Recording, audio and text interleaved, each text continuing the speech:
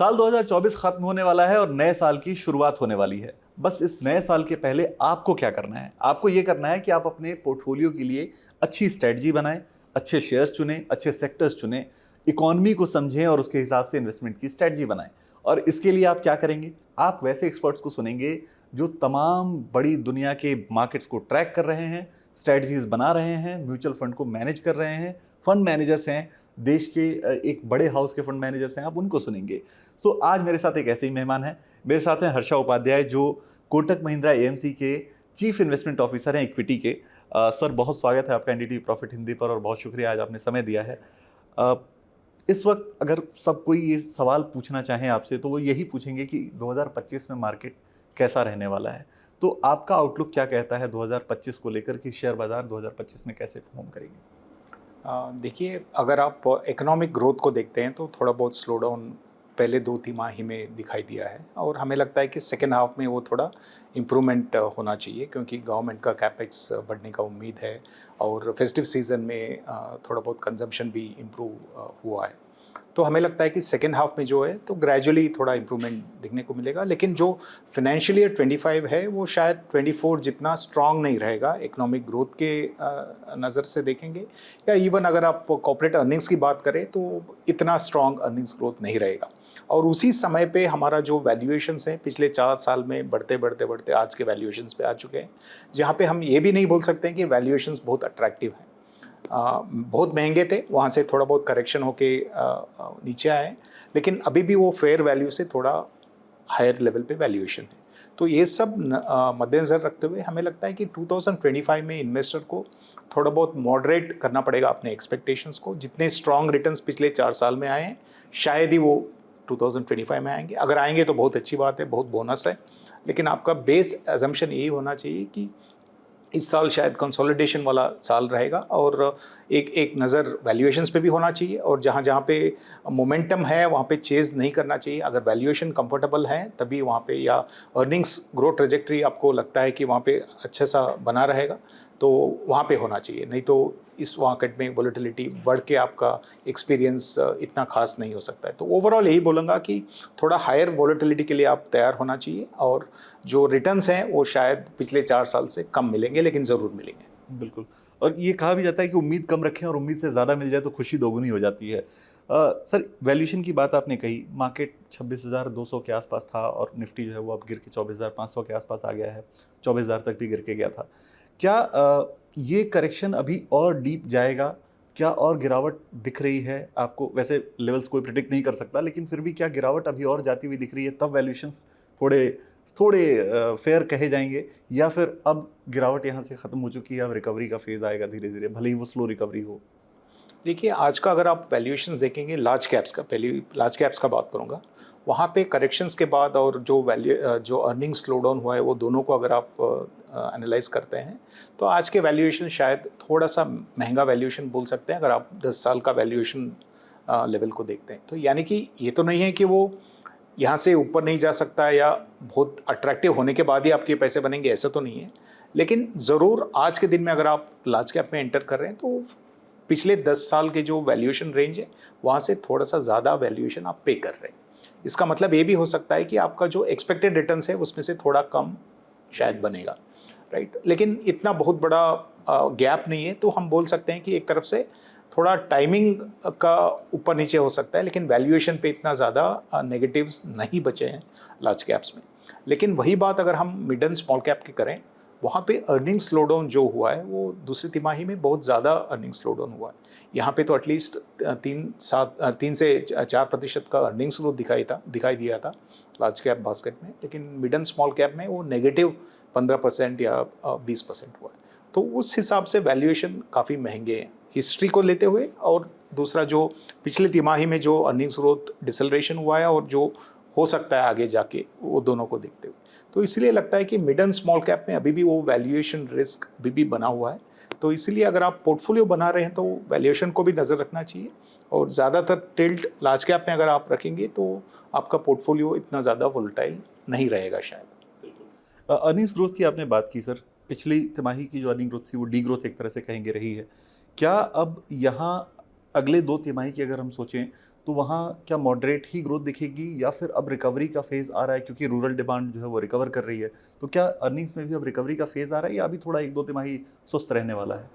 देखिए, बहुत short term में बहुत ज़्यादा सिग्निफिकेंट चेंज तो दिखाई नहीं दे रहा आज के दिन में भी, लेकिन ज़रूर वो फर्स्ट हाफ से बेटर होना चाहिए, यही उम्मीद रखते हैं, क्योंकि फेस्टिव सीज़न था इस क्वार्टर में और गवर्नमेंट का जो स्पेंड होना था वो कम हुआ था फर्स्ट हाफ में, अभी पिकअप होने का उम्मीद है।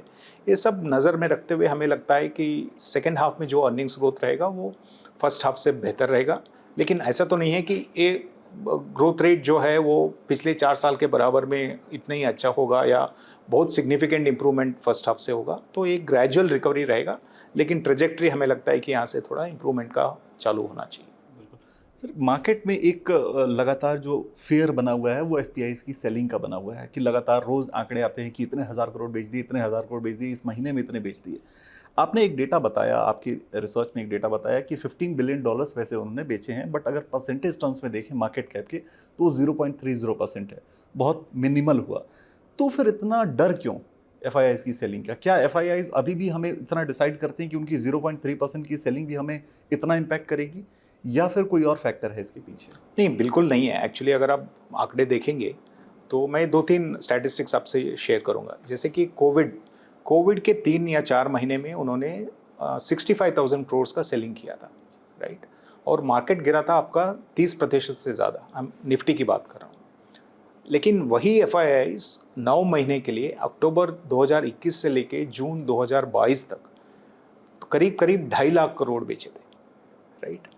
लेकिन वो तो 4 गुना ज़्यादा बेचे, तो मार्केट तो बहुत ज़्यादा गिरना चाहिए था, लेकिन मार्केट्स गिरे केवल 15 या 16%। और इस बार तो $15 बिलियन 2 महीने में सेलिंग हुआ है, जो एनुअल आउटफ्लो कहा जा सकता है और एनुअल में भी वो नंबर बहुत बड़ा नंबर हो सकता है, अगर आप पिछले कुछ सालों को देखेंगे। उतना सेलिंग 2 महीने में हुआ, लेकिन मार्केट कितना गिरा? करीब-करीब 10-11% गिरा और आज के दिन में वहाँ से भी शायद 4 या 5% ऊपर आ चुका है।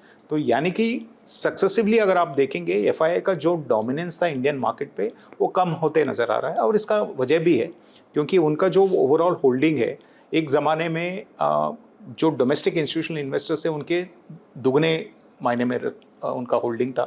उनका करीब 24-25% हुआ करता था और जबकि इंश्योरेंस और म्यूचुअल फंड को दोनों मिलाते हुए 12-13% का था।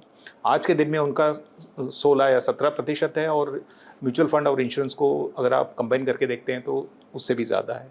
तो यानी कि एक काउंटर बैलेंसिंग फोर्स आ गया और उस ज़माने में डोमेस्टिक फ्लोज नहीं हुआ करते थे या बहुत छोटा फ्लोज होते थे, तो इसलिए भी वो सपोर्ट नहीं मिलता था डिफरेंट पॉइंट्स ऑफ टाइम। लेकिन अगर आप आज की बात करें तो करीब-करीब 25,000 करोड़ एसआईपी में आ रहा है, यानी कि $3 बिलियन हर महीना और एनएफओज भी इतने रहते हैं और एडिशनल फ्लोज भी होता है। तो ओवरऑल एक तरफ से काउंटर बैलेंसिंग आ चुका है मार्केट में, इसलिए आपका जो वोलेटिलिटी था वो बहुत कम है। तो ज़रूर $15 बिलियन अगर आप आइसोलेशन में देखते हैं तो बहुत बड़ा नंबर है, लेकिन अगर उनके ओवरऑल होल्डिंग के हिसाब से या उनके इंडिया के मार्केट का जो जैसे आपने बताया 30 बेसिस पॉइंट का जो सेलिंग हुआ है, तो ये सब पे देखते हैं और दूसरी जगह डोमेस्टिक फ्लोज को देखते हैं तो बहुत बड़ा नहीं है, इसलिए वो थोड़ा सा एक तरफ से बैलेंस आउट हो गया है पिछले कुछ सालों में। सर, यहाँ से अब मूव करना पड़ेगा फंड्स की तरफ, क्योंकि आप इतनी बड़ी कोटक महिंद्रा एएमसी के फंड्स के डिसीजंस लेते हैं, इन्वेस्टमेंट के डिसीजंस लेते हैं, लेकिन जो हमारे दर्शक हैं वो छोटे निवेशक भी हैं और जो छोटे एचएनआईज भी हैं, तो वो अपने फैसले लेते वक्त इस वक्त क्या सोचें? अगर वो कोई फंड चुन रहे हैं तो उन्हें कैसे एलोकेशन देखना चाहिए कि किस फंड में क्या एलोकेशन हो तो उन्हें वहाँ इन्वेस्ट करना चाहिए, या इस वक्त फंड चुनते वक्त उनको कोई थीमेटिक या कोई सेक्टर्स को चुनते हुए, सेक्टर्स को देखते हुए फंड चुनने चाहिए? देखिए, अगर आप फंड्स की बात करें तो मेरे हिसाब से सबसे पहले तो यही सोच होना चाहिए कि जो एक्सपेक्टेड रिटर्न्स है वो कम रखना चाहिए, क्योंकि जैसे हमने बात भी किया है पहले के 4 साल बहुत बढ़िया थे, तो वहाँ पे काफ़ी कुछ वैल्यूएशन में आ चुका है, तो यहाँ से उतना अच्छा रिजल्ट अच्छा पॉजिटिव रिटर्न्स शायद नहीं बनेंगे। अगर बन जाते हैं तो बहुत अच्छी बात है। दूसरी बात है कि ये वैल्यूएशंस पे बिल्कुल वन वे स्ट्रीट नहीं रहेगा, मार्केट में उतार चढ़ाव होंगे, तो उसके लिए भी तैयार होना चाहिए। जो भी इक्विटी में आते हैं, अगर 3-5 साल का मिनिमम अगर आप निवेश का अवधि रखते हैं तो आपका एक्सपीरियंस बेहतर होता है, क्योंकि ये वोलेटाइल टाइम पीरियड्स में आपका नींद खराब नहीं होगा, राइट? तो इसीलिए आपका एक तो एक्सपेक्टेशंस एक सही तरीके से बनाना है। दूसरी बात है कि वैल्यूएशन को नज़र रखते हुए आप लार्ज कैप में थोड़ा ज़्यादा अगर पोजीशन बनाते हैं compare to mid and small cap, तो आपका वोलेटिलिटी भी शायद कम रहेगा। तो हर बार यही नहीं सोचना चाहिए कि सबसे अच्छा रिटर्न मुझे चाहिए, ये भी सोचना चाहिए कि अच्छा रिटर्न होना चाहिए और उसके साथ वोलेटिलिटी भी कम होना चाहिए। अगर उस सोच से आप मार्केट को अप्रोच कर रहे हैं तो एक्सपीरियंस अभी भी ठीक ठाक ही रहेगा। एक स्ट्रेटजी आती है एक्टिव और पैसिव की, कि एक्टिव फंड आपको इन्वेस्ट करना है या पैसिव फंड इन्वेस्ट करना है। सो अभी पीछे के दिनों में काफ़ी लोगों ने पैसिव फंड्स को चुन लिया क्योंकि उनको दिमाग नहीं लगाना था, उनको लगना था कि एक्सपेंस रेशियो भी कम है, तो वहाँ चले गए। लेकिन अब जब आप कह रहे हैं कि वॉलेटिलिटी आपकी नींद ना ख़राब करे, तो ऐसे सिचुएशन में क्या लोगों को ज़्यादा से ज़्यादा एक्टिव फंड्स की तरफ जाना चाहिए पैसिव फंड की बजाय? देखिए, एक्टिव और पैसिव फंड्स दोनों रहेंगे। म्यूचुअल फंड हाउसेस दोनों पे अपने अपने प्रोडक्ट्स रखेंगे बाहर। लेकिन इसमें ऐसा है कि आपको क्या चाहिए उसके हिसाब से जाना चाहिए। आपको अगर मान लीजिए कि आपको इंडेक्स के करीब करीब का रिटर्न, वो आउट परफॉर्मेंस तो कभी नहीं आने वाला। पैसिव फंड्स में 100% गारंटीड अंडर परफॉर्मेंस रहेगा, लेकिन कॉस्ट भी कम रहेगा। लेकिन अगर आप सोच रहे हैं कि इंडेक्स X% से ऊपर जा सकता है, तो यहाँ पे X से थोड़ा कम परसेंटेज पे उसका मूवमेंट रहेगा।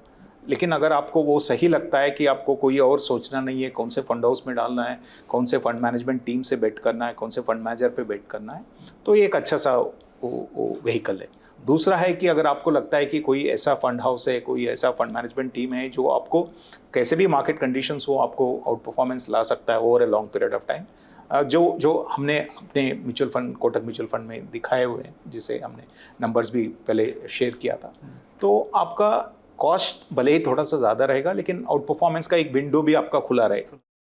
तो ये हो सकता है कि वो आउट परफॉर्मेंस आए नहीं आए, लेकिन वो विंडो खुला रहेगा। बिल्कुल। तो इसलिए आपका जहाँ पे इंटरेस्ट है उस हिसाब से आपको करना पड़ेगा। सर, एक आखिरी सवाल आपसे मैं इंडेक्स फंड पर पूछना चाहता हूँ, क्योंकि अभी पिछले 1-2 साल 3 साल में अगर देखें तो इंडेक्स फंड काफ़ी पॉपुलर हुए हैं, क्योंकि कई सारे जो छोटे प्लेटफॉर्म्स हैं उन्होंने इंडेक्स फंड में इन्वेस्टमेंट का ऑप्शन दे दिया, SIP दे दिया कि आप अपने ऐप से SIP कर सकते हैं। तो क्या इस साल भी इंडेक्स फंड उतने अट्रैक्टिव रहेंगे या नहीं रहेंगे? क्योंकि अब हम इंडेक्स पे रिटर्न मॉडरेट अगर एक्सपेक्ट कर रहे हैं तो इंडेक्स फंड में भी रिटर्न कम होंगे, तो क्या वो अट्रैक्शन रहेगा या फिर इस बार कम होना चाहिए? देखिए, ये फाइनली इन्वेस्टर्स क्या चूज़ करते हैं उसके हिसाब से। ऐसा नहीं है कि एक्टिव फंड्स में बहुत ज़्यादा रिटर्न आ जाएगा और इंडेक्स फंड में कम आ जाएगा। एक्टिव फंड्स यही कोशिश करते हैं कि इंडेक्स जो है उससे बेहतर करने का। कभी होता है, कभी नहीं होता है, लेकिन ओवर द लॉन्ग टर्म अपने इंडस्ट्री में आउट परफॉर्मेंस दिखाई दिया है। लेकिन इस साल का अगर स्पेसिफिकली बात करें तो जैसे हमने पहले भी शो में डिस्कस किया है, इस साल हमें लगता है कि जो रिटर्न्स आएंगे वो इतने स्ट्रॉन्ग रिटर्न्स शायद नहीं आएंगे। अगर वैसा है तो आपके इंडेक्स जो पिछले 4 साल के इंडेक्स रिटर्न्स थे उससे कम एक्सपेक्टेशन रख के चलना चाहिए। बिल्कुल।